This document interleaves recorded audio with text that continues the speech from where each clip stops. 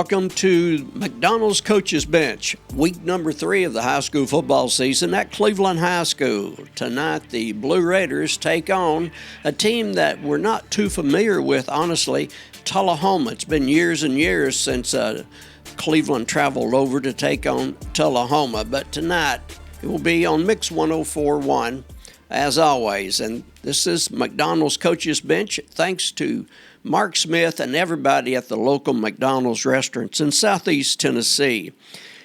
Coach Chris Brown, welcome to the program. Thank you for being here for week number 3. I know your schedule is about 25 hours a day, so thank you for taking some time for us. From the press box last week at McMinn County, it to me looked like a very much improved, hungry, fired up football team from Cleveland High. Well, that we were, which, we talked about last week, making your biggest gains between week 1 and week 2. And I still believe we're the type of team that can make gains all season long with our youth and inexperience. But I was very proud of our fight and resolve, the way we came out, really the way we approached last week's practice. And then obviously come out and try to match their physicality, and I believe we did so. You certainly did. There was no fear in Cleveland's eyes last week, and you and I and all the media talked about the fact of how physical McMinn was going to be this year, how physical Bo Cagle's teams are every year, whether they're coming into a game undefeated or coming into a game winless. You're going to get a lot of hard-hitting physicality from McMinn County as long as Bo is there. And so they came in that way. But to me, and of course, size-wise, experience-wise, they had the advantage there. But the Blue Raiders never backed down. No, they didn't. Very proud of us in all 3 phases of the game. Something that totally impressed me after Tuesday's practice, each week I interview a few players, and then it's one of the pre-recorded programs on the radio before the game. And 3 young men that I talked to this week had not met them before. And Rodas, and then Kyrie and Kyrie Scott and Kyrese Westfield. And each one of those young men, when I'm trying to tell them as they come off the practice field what I'd like to do about the interview now, all 3 of them just totally impressed me. Yes, sir. Nice to meet you. Yes, we'll do that for you. And just totally respectful. And, I don't know if it's the hair going away or what, but anyway, for whatever reason, they were totally respectful. And that's just nice to see. And Kyrie Scott, I asked him a question, and he said, well, it all starts with the head coach and the what he's wanting to build here and the climate that he wants from us. And so, therefore, Coach, you have gotten through to these young men, and I have to keep in mind in the spring before you were announced as a coach, so you didn't have the winter workouts and all the time from last season to this season to get this group going. But in a few months, you have really built this culture into young men who are very respectful. And also, you have gotten their attention watching you guys a few times on the football field. Let's just say they better be paying attention to what's going on. Well, it's more an indictment of our staff. Your message and your culture is only strong as those who permeate it. And, we have a great group of men that I've talked about a lot and need to talk about more. And, they are the ones who are the soldiers on the field delivering the message. And I think for the most part, our kids understand that we're going to be consistent. We're going to be firm on our principles, and the expectation will not change regardless of a score or a record or the day of the week or a whim. It's, you understand what's expected of you, and you're going to be held accountable to that daily. And,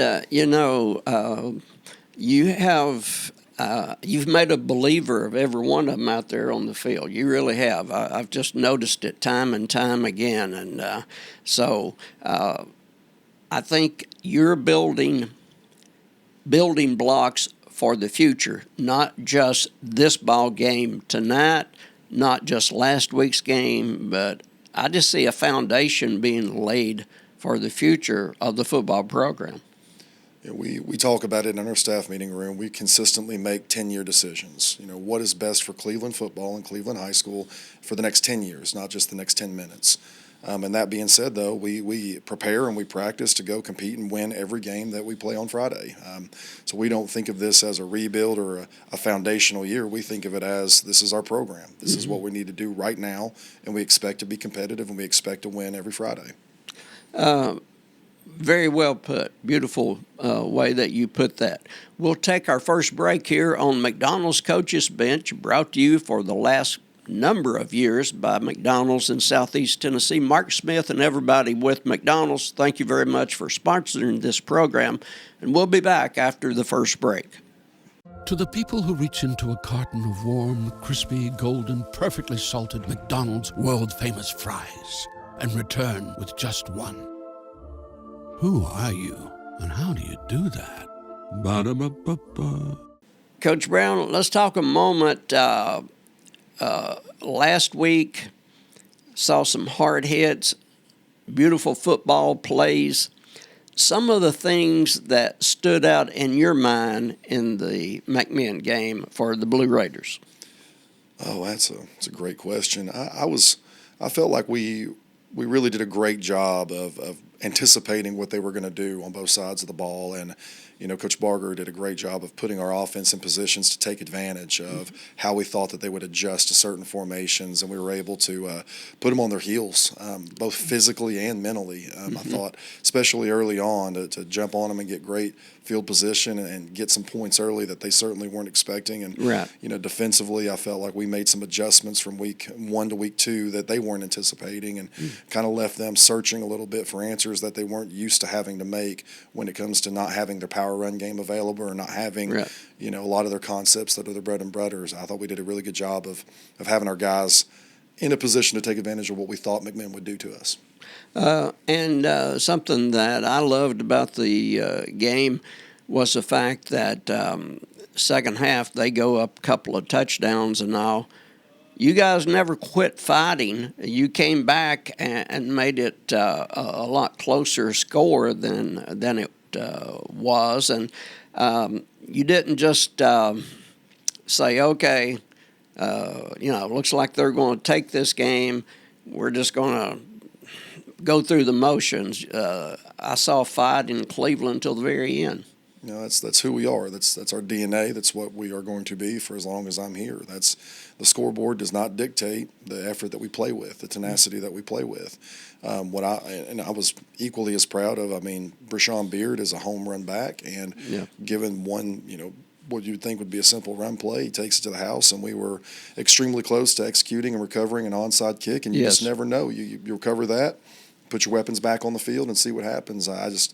I believe, and I think our kids believe, that we have a chance to score and we have a chance to consistently make plays to get ourselves back in the game, regardless of the situation. The onside kick, in my memory, will go down as one of the most unusual, but one of the best onside kicks I've ever seen in my life.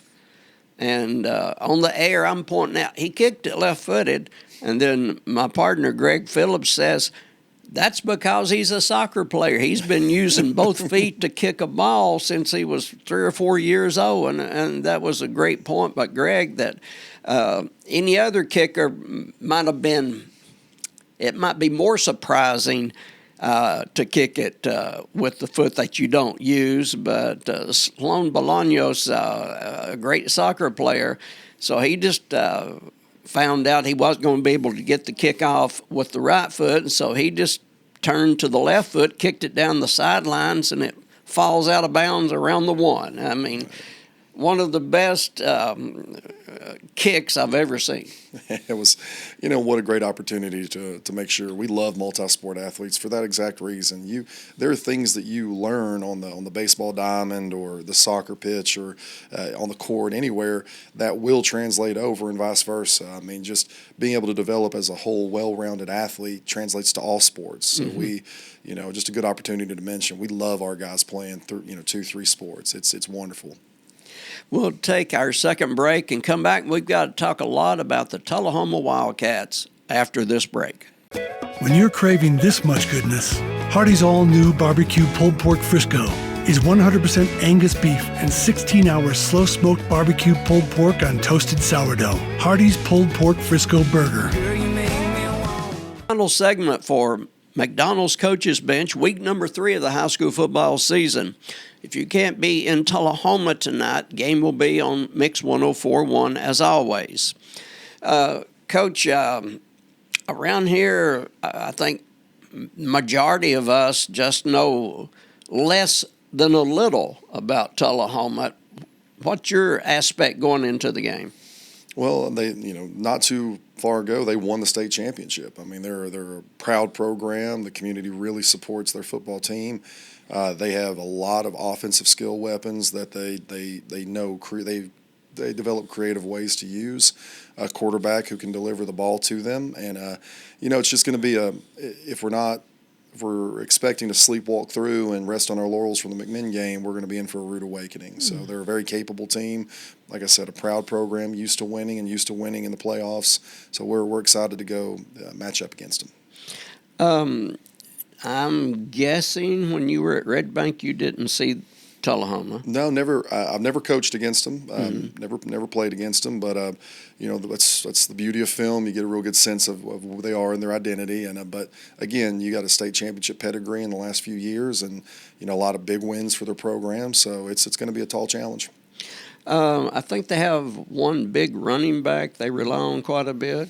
Yeah, he's not as big as the one that we just played, but he's extremely explosive, and their offensive coordinator does an exceptional job of manufacturing creative touches for him. So it's not a one-man show, but if you don't don't identify where he is pre-snap and take him away in some aspect, it's going to be a long night. Basically, the first couple of games on the split between throwing and running, any ballpark figure on that?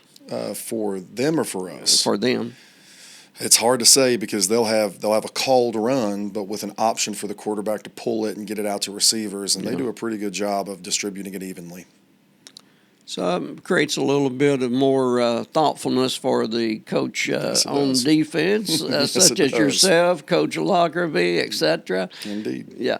What about their D? What does it look like on film? Extremely multiple. They line up in about every front that you could possibly imagine. A lot of those same skill guys cross over. They've got a pretty aggressive defensive line, but whereas we felt like we understood, Walker Valley had an identity. Right. McMinn has a very staunch identity defensively. This bunch, I think their identity is to be multiple and to give you a different look about every snap. So we're going into a game where you haven't faced them before. Strong running and good passing attack, and then the defense throws everything out there. So that's been a challenging week, I would think, in preparation. Oh, yes, and just trying to recover from a physical matchup, and we have a full JV schedule, so our kids they're learning how to. The majority of our roster, they play JV games. So how do you bounce back from a Friday and then turn around and play another game on Monday? And still, the expectation is you practice Tuesday to the best of your ability. So we're learning. We're going through that learning process of how to condition our mind and bodies for the grind of a season week. But I'm excited to see what we do the rest of the week in practice preparation. You always have that spark in your eye when you're talking football, whether you and I are talking off the air or on the air. You always have that light in your eye about I'm ready to get to it, and so that's great to see. You always have that. Okay, here's what we're going to do. So. I have the privilege of calling this responsibility my quote-unquote job. So I'm just thankful every day to go out and attack it with the gusto that our community and our kids deserve. Life lessons by Coach Brown. Enjoy what you do it to your best, and in the long run, you will come out ahead. I'm not going to be a philosopher. Coach Brown, this guy is this way all the time. It's not just when the lights are on here in the CHS Live studio. His philosophy, and he lives it 24/7, so I respect the man very much. Another young man that I respect, Dale Halfaker and his crew here at CHS Live. They are so hospitable to us each and every week. We couldn't ask for more. Beautiful location to do this, and so very, very much help to us. And so, Dale and all of your people, thank you very much. And so until next week, Terry Evans for Coach Brown saying, see you next week on McDonald's Coach's Bench.